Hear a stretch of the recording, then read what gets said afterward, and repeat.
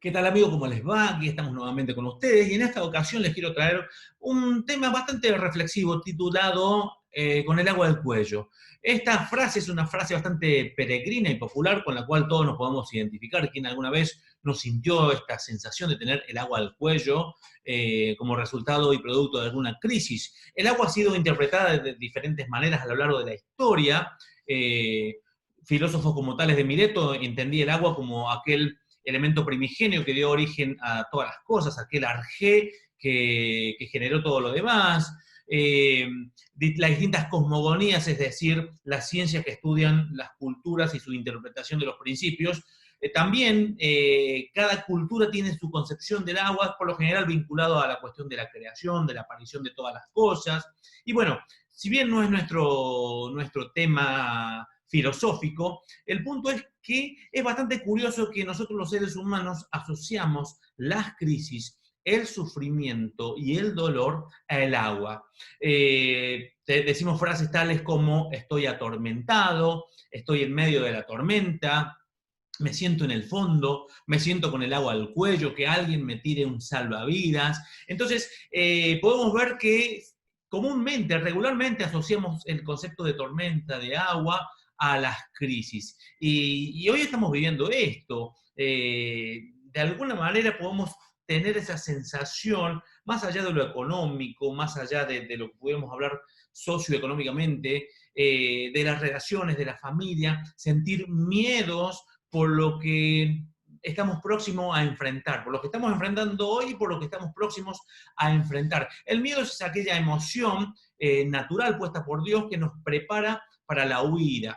Como todos naturalmente tenemos aversión a todo lo que tenga que ver con el riesgo, con el peligro, obviamente el miedo dispara un montón de mecanismos en nuestro cuerpo para protegernos, para huir, para salir corriendo. Entonces, ese miedo obviamente pudiera tener una nota paranoica en el sentido de que tenemos miedos irreales o que no están en consonancia con un peligro real, pero básicamente el miedo es eso, es esa percepción desagradable frente a una situación de peligro. Y todos vivimos miedos, todos experimentamos y transitamos los miedos. En una ocasión, hace miles de años, había un grupo de hombres allá en la zona de Palestina. Estos personajes eran avesados marineros de experiencia, gente realmente profesional en ese tema, y salían a pescar de noche. Y este lugar donde pescaban se llamaba el Mar de Galilea o el Lago de Tiberíades. Es un lago de unos 21 kilómetros de ancho por unos 21 kilómetros de largo por 13 de ancho, unos 25 metros de profundidad, a veces hay lugares de 48 metros de profundidad, y hasta el día de hoy es el recurso hídrico más importante del país de Israel. Pero bueno, me refiero a ese grupo de discípulos que salieron a pescar con Jesús. Jesús les propone ir al otro lado y pescar, entonces salieron de noche, Jesús se duerme y de pronto viene una tormenta. Bueno, esta zona es particular, está a unos 200 metros bajo el nivel del mar y obviamente los choques de aire caliente y frío con el aire frío que pudiera venir del Mediterráneo y toda zona montañosa que potencia, hace una suerte de turbo y el chorro de aire puede ser mayor. La cuestión que con aquellas precarias embarcaciones de esa época que no tenían más de 1 metro de ancho por unos 4 metros de largo solamente, cualquier tormenta era muy peligrosa y se podía correr riesgo de morir. Y en esta ocasión, cruzando al otro lado, dedicándose a la pesca, Jesús estaba dormido y aquel lago, aquella dama estaba tranquila, pero de pronto se encendió, se genera una tormenta, entonces la embarcación estaba a punto de zozobrar, los discípulos preocupados y Jesús durmiendo. Es algo muy extraño y en lugar de ir a pedir ayuda inmediatamente a Jesús, lo que le dicen a Jesús tiene una nota de reclamo. Jesús, ¿no te das cuenta que nos estamos muriendo, que esto se hunde? No tienes ningún cuidado. Eso es como si a veces nos hacemos acreedores de Dios por nuestras crisis. Es decir, porque por lo que nosotros sufrimos, Dios debiera en todo momento complacer nuestros deseos. Y a veces no funciona así, sobre todo en cuanto a teología. El punto es que Jesús les hace una pregunta bastante curiosa. Se despierta Jesús, obviamente, las olas azotaban la embarcación y les hace una pregunta sencilla pero curiosa. Les pregunta, ¿por qué temen? Una pregunta que pudiera ser mal interpretada por los discípulos y decir, a ver, mira el contexto y fíjate por qué tememos. Una pregunta que pudiera parecer quizás hasta irrespetuosa, hasta sin sentido. Es como preguntarle a un maratonista por qué está transpirado y ese tipo de cosas. Obviamente estaban asustados y tenían miedo por la tormenta. Pero Jesús no estaba jugándoles un chiste. Jesús les hizo una pregunta seria porque Jesús entendía que su sola presencia debiera proveerles confianza. Entonces, la pregunta era real.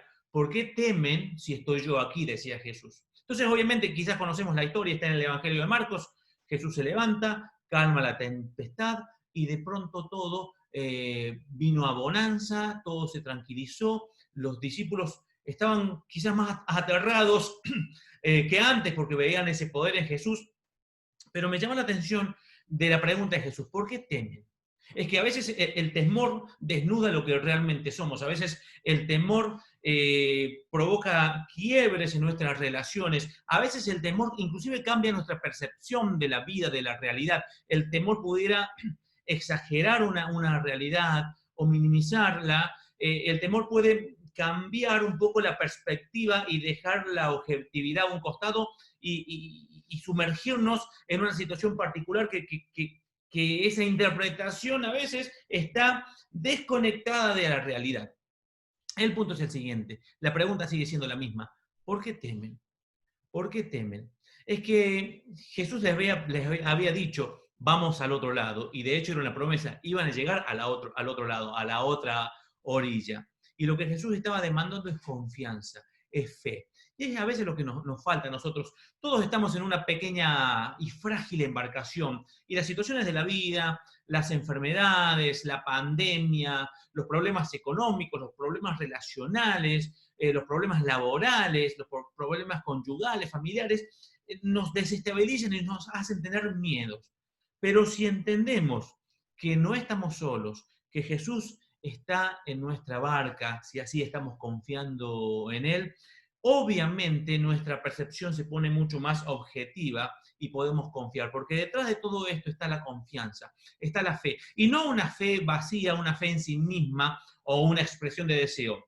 Es una fe en aquel que realmente puede solucionar y sostener nuestra vida, una fe en Dios, una fe en Jesús. Ahora, esto no es un mensaje meramente religioso, esto es una reflexión que debiera desnudar nuestro corazón y ponernos a pensar dónde está nuestra confianza, dónde está realmente nuestra fe, porque los problemas van a llegar. Los problemas van a llegar indistintamente de nuestra fe o no tener fe. Los problemas llegan. El secreto está en cómo vivimos esa situación, con fe en Dios o sin fe en Dios. Que sencillamente en esta pequeña reflexión podemos interpretar nuestra barca, que es muy frágil, que cualquier pandemia, que cualquier cosa no planificada puede tumbarla. No somos todopoderosos. La vida es así. Sin embargo, lo que es realmente trascendente es nuestra confianza en Jesús. ¿Por qué temen si Jesús está en la barca? Muy bien, queridos de Anfunenses, esa es nuestra reflexión y que podamos realmente pensar con seriedad en qué o en quién estamos confiando, porque las tormentas inexorablemente llegarán y nos sentiremos con aquel agobio del agua al cuello. Lo importante es quién va en la barca. Que Dios te bendiga.